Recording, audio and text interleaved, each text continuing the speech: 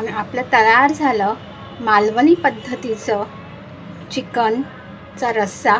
अर्धा kilo chicken घेतलेलं आहे मी, अर्धा लिंबूचा रस घालणार आहे, मालवणी मसाला घालणार आहे, 1 चमचा आता मी घालत आहे चिकनमध्ये आणि फोडणीमध्ये सुद्धा घालणार आहे। हळद घालत आहे, पाव चमचा घातलेली आहे, लाल तिखट घालत आहे अर्धा चमचा, गरम मसाला घालत आहे अर्धा चमचा, आलं लसूण ची पेस्ट केलेली आहे मिक्सरमध्ये, 15 लसूणच्या पाकळ्या घेतलेला, तेवढंच आलं घेतलेलं आहे 1 इंच, ते मी घालत आहे। आता आपण सगळं काही एकजीव करूया।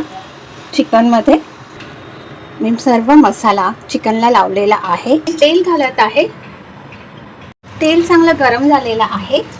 आता मी तमालपत्र घालत आहे 2, बारीक चिरलेला कांदा घालत आहे, हा थोडासा घालत आहे, पण कांदा आपण भाजून घेऊया। आपण चिकन घालायचं आहे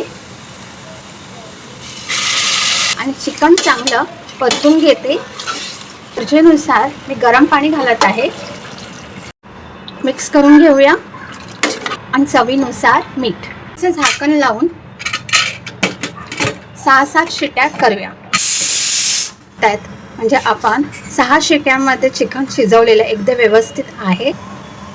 2 ते 3 टेबलस्पून तेल चांगलं आणि उरलेला कांदा तो घालत आहे, अर्धा आहे। आता मी वाटप घालत आहे, मालवणी मसाला घालायचा आहे, मी 1 चमचा चिकनमध्ये घातलेला, आता लाल तिखट घालत आहे, अर्धा चमचा हळद, 1 चमचा गरम मसाला घालत आहे, मसाले करपू नये म्हणून थोडंसं पाणी घालत आहे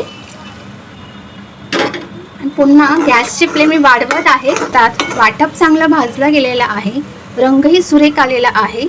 आता आपण चिकन घालायचं आहे जे शिजवलेलं आहे कुकरमध्ये, अगोदरच करून ठेवलेलं, चवीनुसार मीठ घालत आहे। आता मी झाकण ठेवते आणि आता आपण झाकण काढूया। वाव, काय तर्री सुटली आहे। 7-8 मिनिटं झालेली आहेत आणि आपलं तयार झालं मालवणी पद्धतीचं चिकनचा रस्सा। हे सर्व करते, थोडंसं टॅप करूया, लिंबू ठेवूया, टोमॅटो, कांदा, चिकनचा रस्सा, तांदळाची भाकरी ही ठेवणार आहोत।